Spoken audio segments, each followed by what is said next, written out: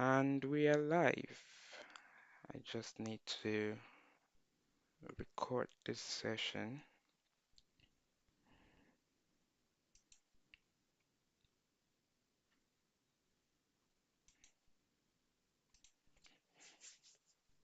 Recording in progress. Hi, everyone. Good morning and welcome to this career talk. Today, I'll be talking about writing excellent cover letters. And this is very important because a lot of people are looking to apply for that dream job, that dream role, go into that dream company. And beyond writing excellent CVs, I think it's important that we come to terms with writing very excellent cover letters to go with the CV. And the way I'm going to be doing it this morning is to quickly run through the slides and just talk about what a cover letter is and some of the important things to note. And at the end of the session, if you have any questions, you could put them in the chat or you might as well just send them through um, the streaming platform wherever you're watching from, whether on LinkedIn or on YouTube. And if you're on Zoom, you could as well just indicate and I'll allow you to speak so that your question can be audible to the audience. So yeah, that's what I have planned. Let's see how it goes. So yes, what is a cover letter? A cover letter is basically your first impression.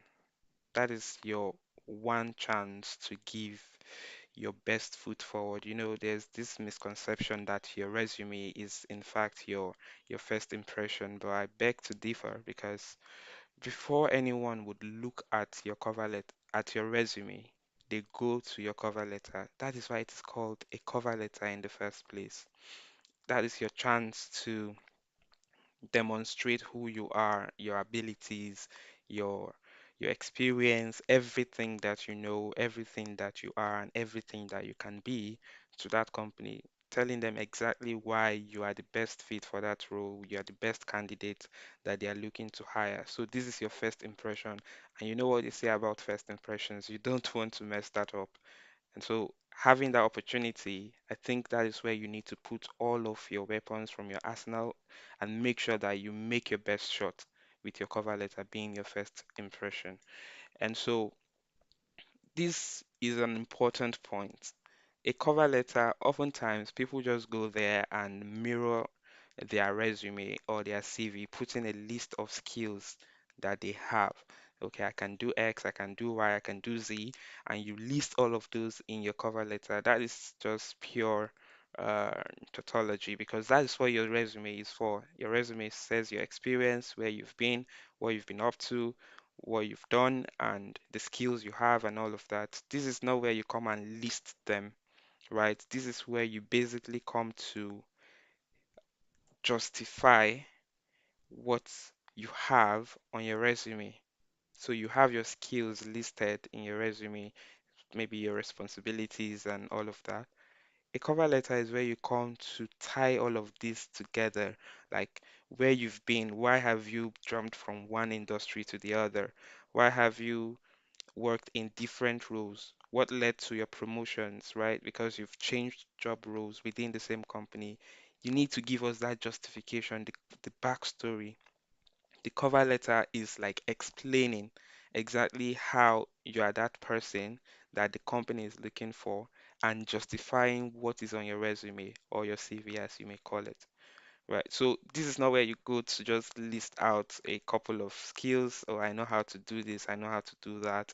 Uh, no, you do that in the cover letter, but that is not the sole purpose. That's not where you come to just list and repeat your resume. That's where you come to justify. So it has to appear as though you're giving a statement of purpose, as though you're giving a personal statement. You know, if you're applying for a scholarship, you need to be able to portray how that scholarship will be beneficial to you and to the world at large, because nobody wants to invest into someone that is not a that doesn't have a multiplier effect, if you see what I mean.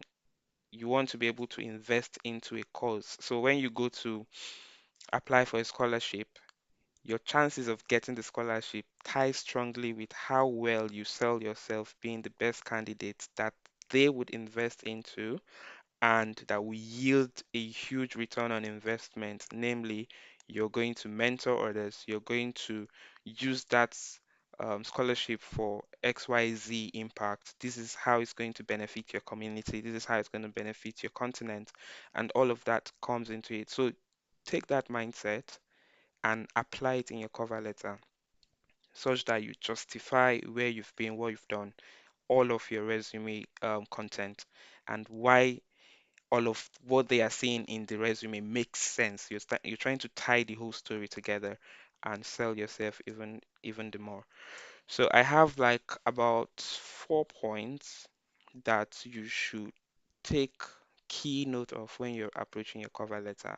You have to know the why, the who, the what, and the how. So starting with the why, you need to be able to demonstrate why you are interested in the role, not just in the role, but in the company. I see a lot of people just write cover letters and just expect that the company is going to understand how they came about the company in the first place. You have to explain how you found that role to be specific. You have to explain what you've noted about the company and what piqued your interest to want to apply to the role and to the company. You have to mention things that tells the recruiter that you've done your research, you've done your background. Cover letter is no joke, and I tell you this with all sincerity. There are places that do not look at your resume as much as they look at your cover letter. I think it's even the most looked at document of a prospective candidate. Your cover letter is what people look at. Aside from the fact that it's the first thing they look at, it's what they refer to. I give you this example. Applying for my role, I think during the interview, I I was conversing with the panel of interviewers, and you could tell that they were referring to my cover letter and asking questions from my cover letter than they were from my resume. They didn't say something like, "Oh, we see that you have this experience. Tell us about." No, it's more like you said this in your cover letter. You've said this. You've said that you can do this. This is how you've done that. Tell us about a time where XYZ happened and how did you handle it? So your cover letter is that mode of conveying who you are, why you are doing what you're doing, why you are interested in that company, what exactly drove you to apply to that role. Is it that you're changing a role for a change of career, or you're looking for a way to upgrade, you're looking for your next best opportunity to push your career forward? Why exactly are you interested in that role? Why are you motivated to apply for it? So because a lot of people pick interest and be like, oh, this is nice, this is good, but not everybody goes through to apply. Why do you have that motivation to apply for the role? You have to be able to express that in your why, and you also have to say your passion. Why are you passionate about this career? Why are you passionate? Why is it key to you that you get this role? You need to be able to demonstrate that this is what I need. This is like the next best thing that would happen to me, you know, and then why should anyone care, right? You should be able to tell all of this in your cover letter. Some people prefer to start their cover letters by explaining this part of the cover letter, saying why they apply to the role. I think it's a good start because you are immediately telling the recruiter why you are interested, what drives you, your your motivation for applying it. Maybe you find that they are currently doing something that is beneficial. Maybe you have a personal story that ties to what the company is doing at that moment. And that is the major motivation for you to apply because you might as well have interest and decide to apply to the company and to the role the next couple of months, or if because of high turnovers, you can find that some companies have a role of a product manager, and then it closes, and then next couple of weeks or months, you have another role open up for product manager. So why are you clinching this opportunity right now? Why not just apply to the next or apply to another company doing similar thing? So you should be able to tell exactly what the company is going through, the phase that they are in that you feel would be beneficial to you and you would be able to make a positive impact on. I hope I've been able to explain this why. We would come to questions and answers, but yeah, moving on, you have to be able to explicitly say who you are, talking about your drive. What drives you? Are you passionate about learning? Are you passionate about growth? Are you passionate about um, positive challenge? Are you passionate about problem solving? Don't be too vague. You have to be quite specific and tie it back to the company and why you're applying to that company, or tie it back to the role and why you're applying to that role. You have to be able to demonstrate your philosophy, your mode of thinking. What kind of personality do you carry? How do you view things? How do you perceive things? You need to be able to demonstrate. And the essence of this is for the recruiters to know if you are the best cultural fit candidate. That is, if they are going to hire you, you're not going to create a dissonance in the team. You're not going to disrupt workflow negatively. Disruption is good, unless it is negative, then it is bad. So you should be able to demonstrate who you are, your ambition. Why do you get out of bed every day? What do you aspire to become in the future? You should be able to demonstrate all of that. It tells them that beyond what they will pay you, you have what it takes to perform excellently that in that job. Beyond what they will give you, you have what it takes to keep going. And even when you face challenges, you have an ambition, you have a drive, you have a mode of thinking that can keep you in check. So you should be able to demonstrate who you are. Then this is the meaty part of the cover letter, the what. What are your experiences? And this is not you just mirroring what you already put on your CV or on your resume, saying, okay, what you've done, what you've not done, and all. This is where you say how those things tie together. You've worked in this company, you've been able to do XYZ responsibilities or accountabilities. You have learned from that experience. You have to be able to point out a learning point from each of your experience. So what you're doing here is more or less picking an experience or picking a workplace in your resume and in a short sentence explaining the impact, what you've done and what you've learned from it. You have to be able to explain the accomplishments, what you've had, what you've handled. So say you've worked in a fast-paced project management company, you should be able to talk about the kind of project, the kind of stakeholders you've worked with, and we'll talk about language in a bit, but I think at this point you need to be able to tie keywords that tally with the advertisement, keywords that tally with the job description, keywords that tally with the requirement. So if they need somebody that is proactive, you have to use those words to say that you're proactive during your work with that project management firm. You handle the project proactively, reaching out to stakeholders, ensuring that you have smooth transitioning and handing off of project workflows. You've handled this volume of project that has helped the company generate revenue of 1 point something million dollars or whatever you have accomplished. You should be able to demonstrate that actively and with full confidence. And I think the last point here is quite tricky because a lot of people try to, okay, talk about their experiences, talk about their accomplishment. Oh, I've been able to do all these shiny things and I've learned a lot. I've learned to manage stakeholders, I've learned to do this and that. They forget that even your setbacks, your failures are more important to a lot of recruiters than your accomplishments. But this is something you cannot necessarily put in your resume. Now you have the chance to talk about the places where you failed. You know, some people say something like,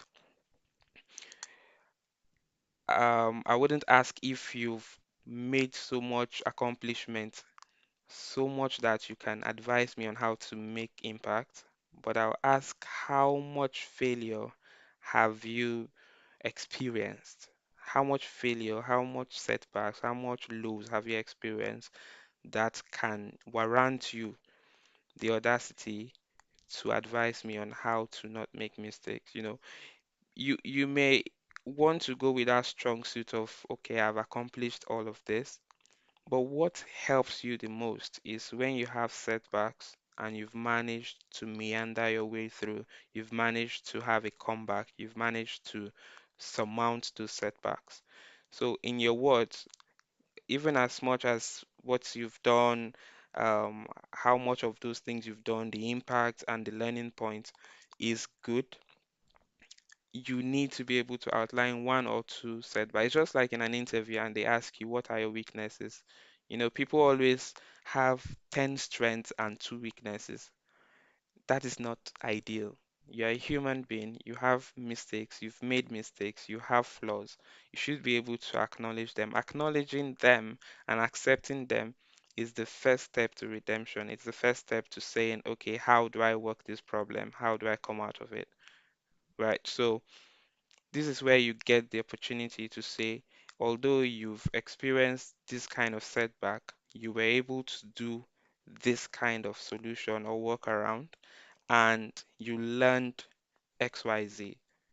So, in that format, you're able to tell them that you are someone that acknowledges their mistake, you take responsibility, you are accountable, and you are open-minded, because it's only open-minded people that look for ways to um, redeem themselves from a setback or from a comeback or from a failure rather. You know, so you should be able to demonstrate that yes, you failed in some aspects, and this is how you worked your way around it, and this is what you've learned. Then you should now move to how all of these tie together towards the value that you are bringing to your employer. What skill sets you have. You've said what experiences you've had, you've said what accomplishments you've made, you've said what mistakes you've made and how you were able to rectify them and what you've learned from it. Now, this is your point to say exactly how you intend to transfer those skill sets to your new employer. This part is very key to the recruiter because nobody would hire you if they cannot see a clear-cut value that you're adding to their business. So this is where you say, okay, my resume that you've seen says my past. My cover letter, this is me telling you how I'll transfer my past and all of the learnings I've made or I've gained from my past to benefit your company and to grow your company to where you want to be. And a bit of research will really help you here as well. You can follow up the company, look them up. Aside from reading their about page, look at their activities. What are they doing? What are they passionate about? Go to their LinkedIn page, see what they are doing, see them in the news and all. Then in this how is where you say you've noticed that the company has been um, actively involved in charity and all of this, or they are doing something that you have a strong affinity to, or you've done in the past. You can highlight those things. Your CV does not afford you the opportunity to say that. This is where you say this is your skill set that you can transfer into helping the company to work out a problem or to achieve a goal that they are working on. And if the company is in a transitioning phase, you should be able to say exactly how you add value to that transitioning and make it seamless. Now, there are two ways you can approach this. It's either you're saying how you add value to help them get to where they are going faster. It could be revenue generation and the likes. Or you're saying how you add value to reduce their barrier of progress. It could be cost saving, it could be helping them to shine some light on a blind spot, something you've noticed in their mode of operation or their business model. This is where you get the opportunity to say, okay, I'm coming to help you get to where you're going, and or I'm coming to help make sure that nothing hampers you from getting to where you're going. They are two different things, and you should be able to demonstrate exactly how you're going to play a part in that. Then the last thing is talking about how well you resonate with their culture.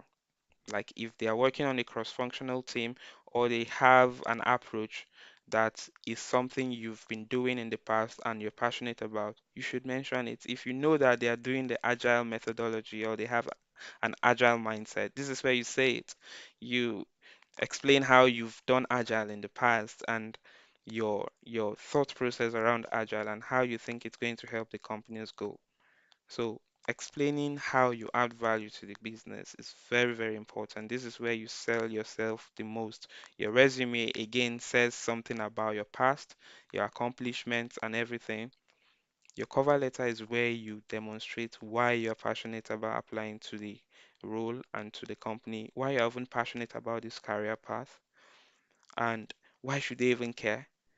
Talking about who you are, what drives you, how you think, what you aspire for, and where you've been, what you've done, what you've not done, where you failed, how you rectify that failure, and everything you've learned. Then, how do you transfer all of these skills, all of these experiences, all of these learning points into helping the business get to where they are going?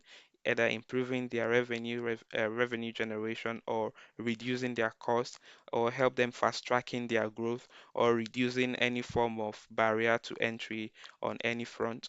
You should be able to demonstrate all of these points on your cover letter. And then there are things to note in your cover letter, even as much as you've demonstrated all of this point, is that you must proofread your cover letter at the end of your first draft.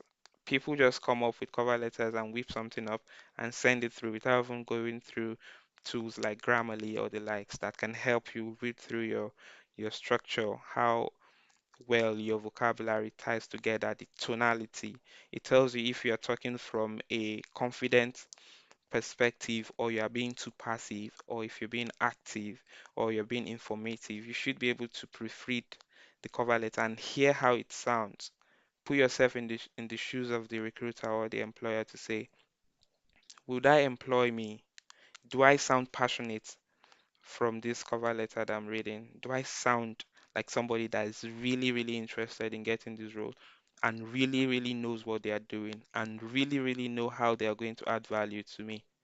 You know, you should be able to put yourself in the shoes of your employer to know that this cover letter is in a good state where I can now send it forward, or it's in a bad state because even I wouldn't employ me, right? So read it through and make sure that you've used power words, words that show that you're passionate, words that show that you're active, words that shows impact, and words that show that you know what you're doing. And then you make it concise such that you're not having excess gibberish. You're not adding words that are not very important or are not helping convey your message. You have to be as concise as possible, be straight to the point, get them to know who you are, why you're applying, what you've been doing, and how you're going to help them in a concise manner. If you need to make any case study or demonstrate a use case, you should be able to use things like the STAR approach that helps your writing to be very concise. So you have to talk about the situation, the task, the action, and then the result. Very importantly, the L part of the STAR approach is important in that talking about the situation, the task that you performed, the action that you did, and then the result is not enough. You have to talk about the learning point as well. So in writing a concise cover letter, you can go with the STAR approach if you have any point where you need to talk about an experience specifically, especially when you're talking about a failure. You should be able to start with the situation. Okay, what happened, what the task was, what you did. The result was, of course, you failed. And then talking about how you redeemed it, you have to also say the situation you failed. This was what you did. The action you performed. Who did you reach out to? Did you have to talk um, to your manager, or do you have to talk to somebody in the business? And then what was the result? How did you come back from that mistake? Then what have you learned? Because making a mistake is simply telling you how not to do something the next time. So be concise. Use some of this framework to help you limit how much words you have to put in to pass your your information, right? Then the next thing is that it is a letter, so you have to be conscious of the element of writing a letter, right? You have to do a proper salutation, Sometimes you add your address. Yeah, I think I did add my own address in the last cover letter I've written. Um, in this case, you do not really need to have a title, right? But some people go as far as putting off a title. Uh, of course, the title is generic, it's a cover letter. So naming the document appropriately can help avoid having to write a title. But in the end, you should end it with a closing note and, of course, sign it with your name and all that. So bear in mind, it is a cover letter, meaning it's a letter and it's your first impression.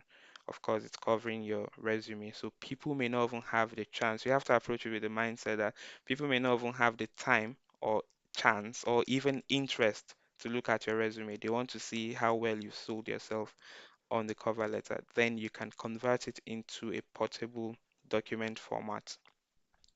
This is because if you send it in a Word document format and there is a mismatch in the software being used to access that document, all of what you've written may be skewed or disoriented or scattered around, and that is not good visuals. Visuals is key, ensuring that it is well spaced, ensuring that you're putting it in the right format that anybody can access and be able to get the information you're trying to pass across is very important. So make sure that it's in a PDF format or an image format, whatever is going to help you make sure that how you've written your cover letter, how you structured it, is how it appears. You can use that methodology to send it through. And very importantly, submit the cover letter. There's no point writing the cover letter if you're not going to submit it with your resume. So you can decide to attach it to your resume. So there are a lot of websites that can help you attach documents together as one package, or you can send them as individual documents, right? Because if you attach it, it's going to show if your resume has like 3 pages and your cover letter is like 1 page, it's going to show that you have a 4 page document. Whereas you may want to just have it as one pager, then your resume comes as a different document and you send both as a folder or as a package. So yes, that is what I've had in mind to say. I know I've rushed through, but I thought it would be best for us to have it more interactive. If you have questions, uh, thank you for listening. So anybody has any questions? Yeah, I have a question. Okay, please go on. So, okay, what you just said now, I think it pertains to um when you are requested to send your cover letter and your resume in one document. I mean, it gets confusing. Is it that the cover letter has to be in it has to be its own document, and then the resume it has that's it. They're sending two documents in one email. Is that it, or is it that it's actually one document, but it contains both your cover letter and your resume? I just want to understand how it works there. Okay. Thanks for that question. I think in in many cases, you want to be able to send of course, everything goes in one email, right? And if they're asking you to attach your cover letter in one document specifically, then you want to use something like I love PDF to merge your cover letter and your resume together. But if they've not mentioned specifically that send cover letter and resume in one document, you might as well just send an email containing your cover letter and your resume as two separate documents, but you have to be sure to name it appropriately to say your first name, last name, or cover letter underscore your first name, last name, resume underscore your first name, last name, whichever way you want to do it. But anybody that opens your email can easily tell that this document is your cover letter and the other one is your email. Quite interestingly, you've mentioned sending an email. Yes, in your email, there are semantics in writing that email to your employer or recruiter, the email that conveys your cover letter and your resume. It's not like, hi, my name is this, and here's my email and resume, my cover letter and my resume. You have to be able to just say in a few lines um, what piqued your interest in the role. Okay, hi, I found this role on XYZ. I mean, I could send some templates or formats to those that are interested, but you should be able to make the email like a call to action. You know, when you go to some place, there'll be like click now and all that. Your email should be the call to action that would interest your recruiter to want to open your cover letter or open your resume. So yeah, you should try to put something that gets them to open it. Otherwise, they just move it away. And then your email subject should be as clear as possible. Otherwise, it goes into a junk mail or a spam mail.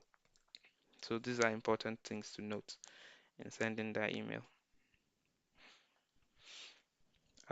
Any other questions?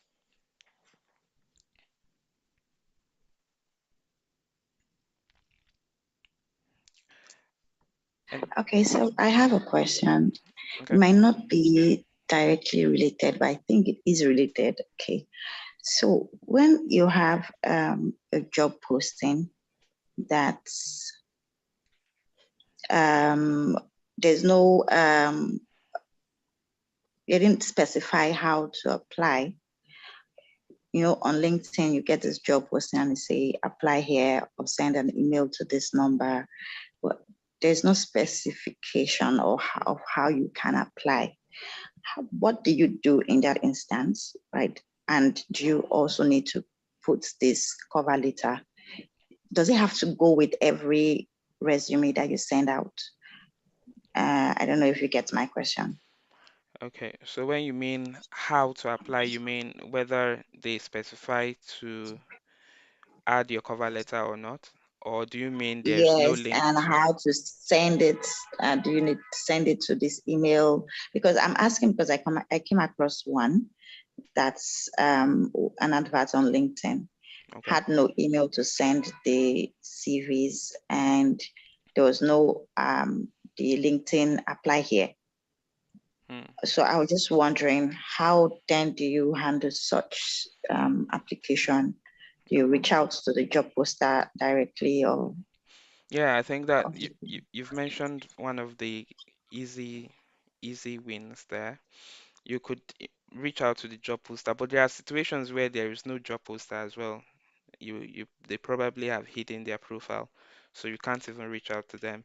So I would say in that case, you've got no apply here, you've got no link to apply to on the job posting, you've got no email address to send your documents to, but you have the company name. So you could take that company name, go on a web go on a web browser and just search for them. Then go to their careers page.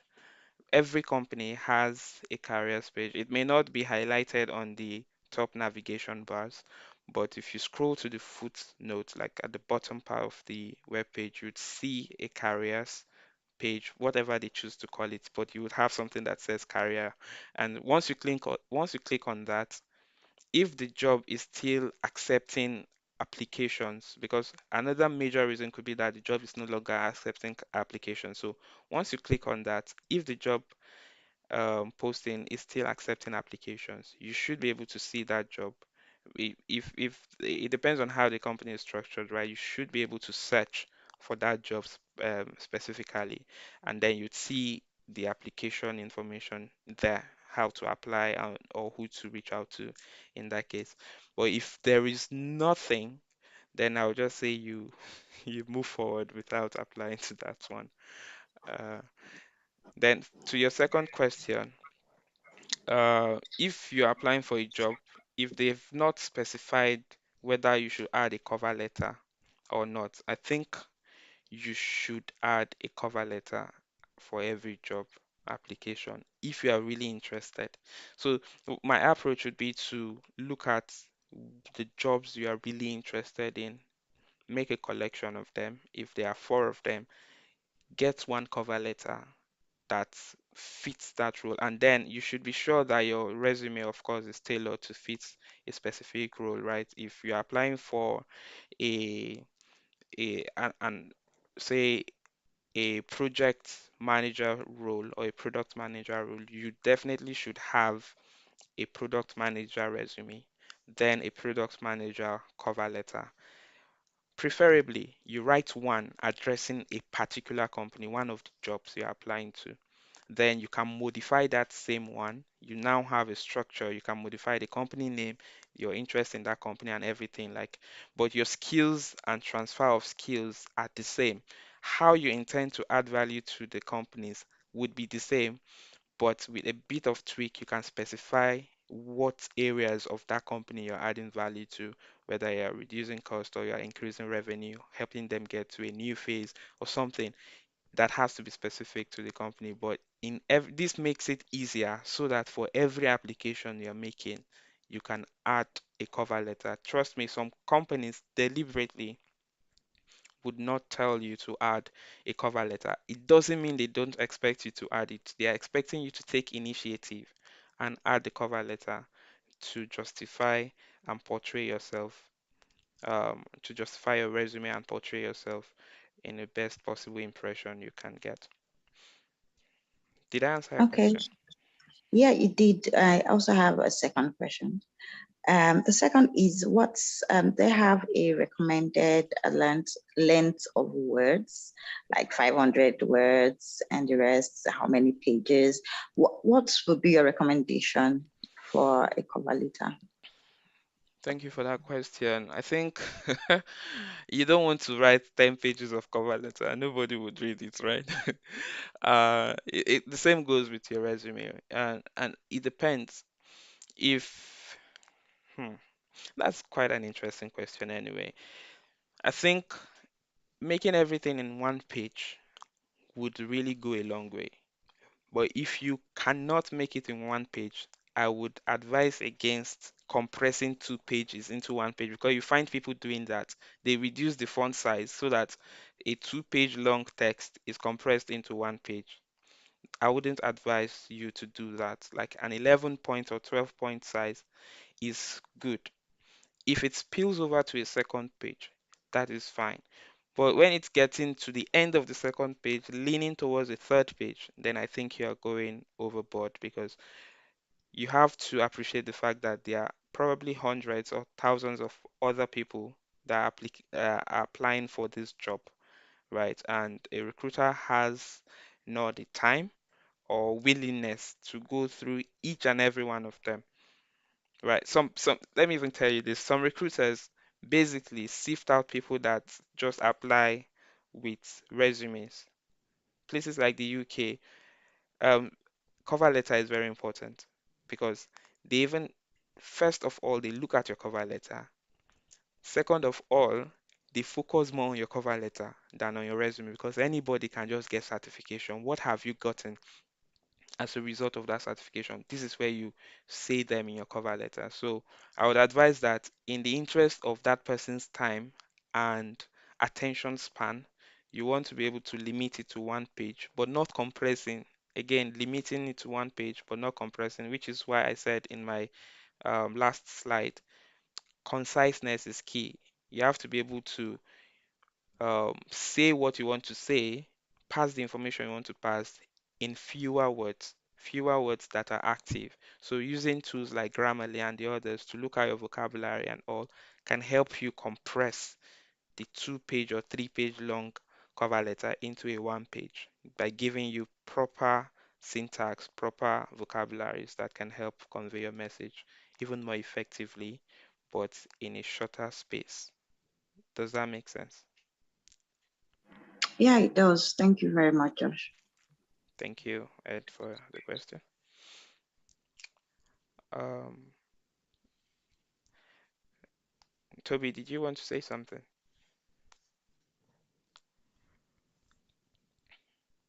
No. Oh, okay, okay. Are there any other questions?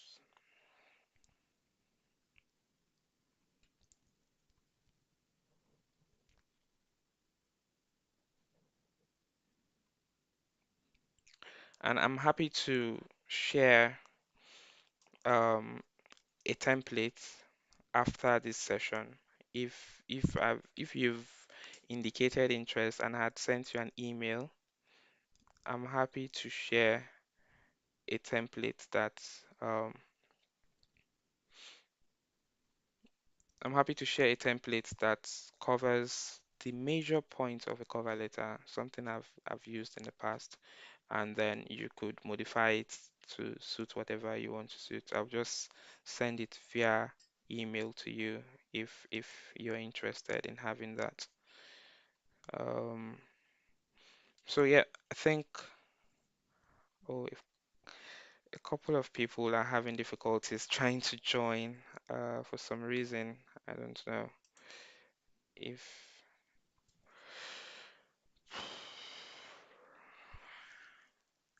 did anyone else need to add a password to join this? Because some people are having issues joining, but No, I didn't. I just joined without a password. right, okay. Um, no worries. I think I'll just yeah, this session is going to be live on YouTube, and after now I'm going to put out a post to collect email addresses for whoever else is interested, because I wouldn't advise you to just put your email address in the chat, maybe on LinkedIn Live or YouTube Live, for privacy reasons. So I'll probably add a link for you to send your email address or host it somewhere and attach it in the description on my YouTube page. So you could just go to my YouTube channel and check the description to see the link to a template that you can use. Um, and if you've got no further questions, I would like to call it a day. And thank you so much for joining. Thank Thank you you. very much. I hope you found it useful, and have a wonderful rest of your day. Thank You you, too. Bye. guys. Bye, everyone.